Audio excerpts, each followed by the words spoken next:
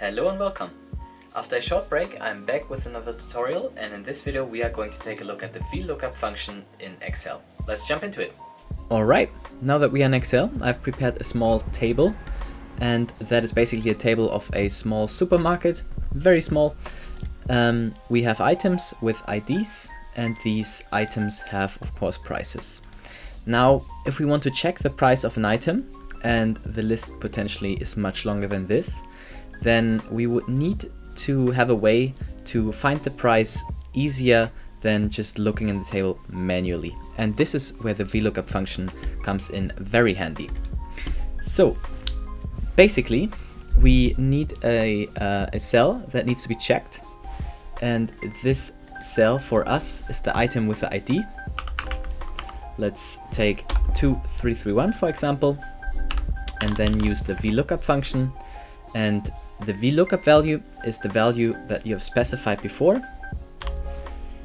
You have a table array, which is this in this case, and now you need to specify in which column the value is that you would like to retrieve with the Vlookup function. So in this case we would like to retrieve the price, so it would be the third column, and we want like exact matches.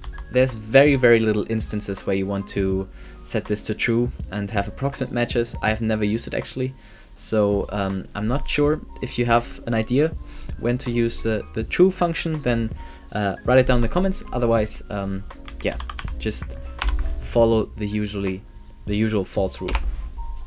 So in this case we have the item and the price that is corresponding to that item number. And when you change the value here now to, for example, 4214, the Vlookup value changes as well, of course. Now you can also, of course, not limit this to the item number. For example, maybe we only have the item name. So in this case, for example, we would write banana. Whoops, banana.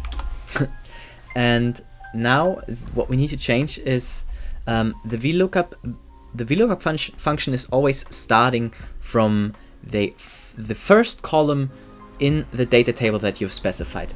So in this example you cannot use the Vlookup function to find out the price of bananas, which are in the second column. What you need to do is you need to adjust the size of the table so that the Vlookup value is in the first column of your table. That is very important, otherwise it does not work properly or at all. And now we don't have 3 columns anymore but just 2, therefore we specify 2, and therefore we have the value again.